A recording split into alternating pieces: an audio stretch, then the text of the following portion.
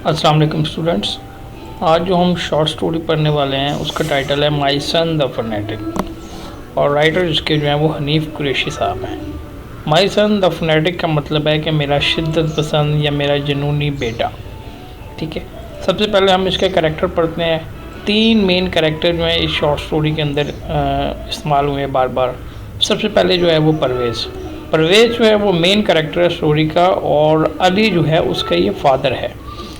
और मेन जो नरेटर जो है उसका फोकस जो है वो अली के परवेज़ के माइंड पे और परवेज़ के पर्सपेक्टिव पे भी सारी स्टोरी में है। अली जो है वो अली परवेज़ का बेटा है, और इसको ये स्टोरी में शिद्दत पसंद या जुनूनी जो है वो बयान करना चाह रहा है। बेटीना जो है एक सेकेंडरी करेक्टर है जो कि प्रोस्टिट्यूट है अमेरिका के अंदर, लेकिन एज वेल एज ये इम्पोर्टेंट करेक्टर भी है क्योंकि ये परवेज़ की थॉट के ऊपर बहुत ज़्यादा इन्फ्लुएंस करती है थ्रू ऑफ द स्टोरी। तो चलें सबसे पहले हम स्टोरी पढ़ते हैं। आप तमाम ज़रा अच्छे तरीके से स्टोरी को सुने, और फिर एंड में हम इसके थीम्स और क्वेश्चंस को जो है वो डिटेल के साथ पढ़ेंगे। शुक्रिया। ये दास्तान इंग्लिस्तान में एक पाकिस्तानी तारिक वतन परवेज़ और अपने बेटे अली के साथ इसके मसाइल से मुताल्लिक है। परवेज़ अली के रवैये के बारे में फ़िक्रमंद है जो नुमायां तौर पर बदल गया है। कहानी के शुरू में परवेज़ अपने दोस्तों के साथ अपनी परेशानियों पर बात करने से डरता है क्योंकि इसका बेटा हमेशा से ही शोपीस बेटा रहा है। आखिरकार परवेज़ अपनी खामोशी तोड़ता है और उन्हें बताता है कि इसका बेटा किस तरह बदल गया है, इस उम्मीद पर कि कुछ नसीहत मिलेगी। मुख्तसर गुफ्तगू के बाद वो इस नतीजे पर पहुंचे कि इसका बेटा मुनशियात का आदी हो सकता है और वो मुनशियात खरीदने के लिए, पैसे कमाने के लिए अपनी चीजें बेचता। इस मुलाकात के बाद परवेज़ घर चलाने के लिए अपनी टैक्सी में चला जाता है, लेकिन इसे अपनी कार में बेटीना नामी एक तवाइफ मिलती है जो अक्सर परवेज़ के साथ गाड़ी चलाती है और उसकी मोतमिद बन चुकी है। चूंकि परवेज़ ने बेटीना का एक ऐसे मुअक्कल से दिफा किया है जिसने इस पर हमला किया था, इसलिए वो एक दूसरे का ख्याल रखते हैं।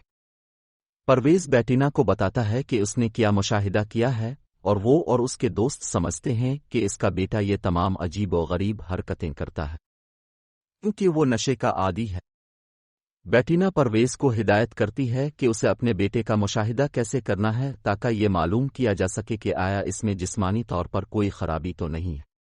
ताहम चंद दिनों के मुशाहिदे के बाद परवेज़ ने फैसला किया कि उनका बेटा बिल्कुल सेहतमंद दिखाई देता है।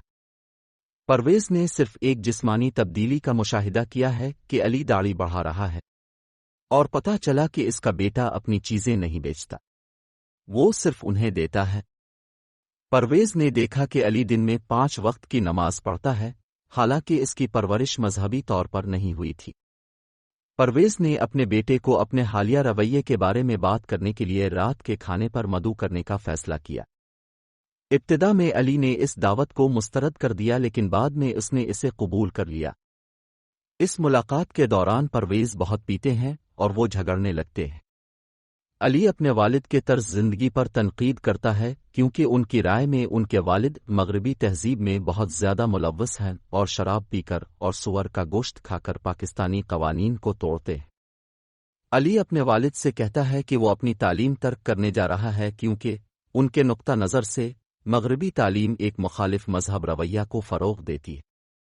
परवेज़ को लगता है कि इसने अपना बेटा खो दिया है और वो उसे घर छोड़ने को कहना चाहता है, लेकिन बेटीना ने अपना इरादा बदल लिया और परवेज़ ने अपने बेटे के दिमाग में क्या चल रहा है इसे समझने की कोशिश करने का अज़्म किया। अगले दिनों में परवेज़ अपने बेटे को एहतियात से समझाने की कोशिश करता है कि जिंदगी के बारे में इसके ख्यालात और रवैये क्या है। वो अली को खुश करने के लिए दाढ़ी भी बढ़ाता है, लेकिन अली अब भी अपने वालिद को कुरान के अहकाम पर अमल न करने की वजह से हिकारत की निगाह से देखते हैं।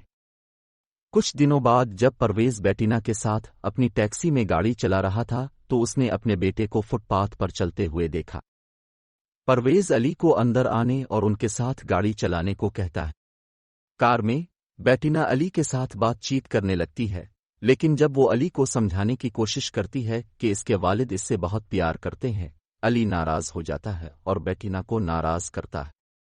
इसके बाद वो कार से फरार होना चाहता है, लेकिन बेटीना इसे रोकती है। جب وہ گاڑی چلتی ہے تو وہ اسے چھوڑ کر بھاگ جاتی ہے۔ گھر واپس آ کر پرویز بہت زیادہ شراب پیتا ہے کیونکہ وہ اپنے بیٹے پر غصے میں ہے۔ وہ علی کے کمرے میں جاتا ہے اور اس کے بیٹے پر حملہ کرتا ہے جو اپنی حفاظت و دفاع کے لیے کسی قسم کا رد عمل ظاہر نہیں کرتا۔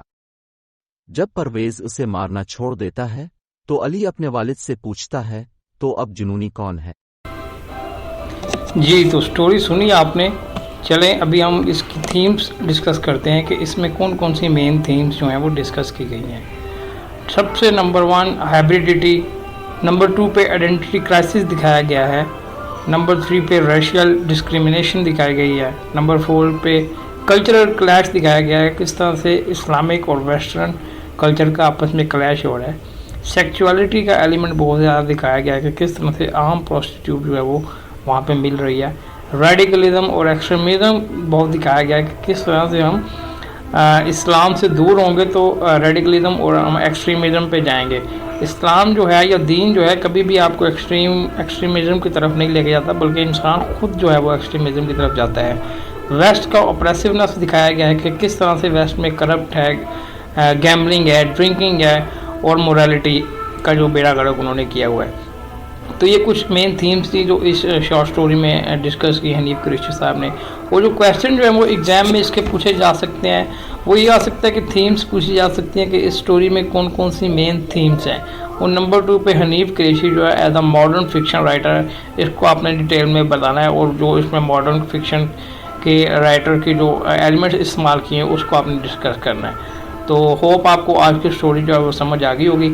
اگر کسی کو کسی بھی قسم کا کوئی مسئلہ ہو تو آپ کمنٹ سیکشن میں میرے سوال پوچھ سکتے ہیں، اور اگر آپ کو ویڈیو پسند آئی ہو تو پلیز لائک کر دیں، چینل کو سبسکرائب کر دیں، شیئر کر دیں، کیونکہ ہم اتنی محنت سے آپ کے لیے ویڈیوز بناتے ہیں۔ تو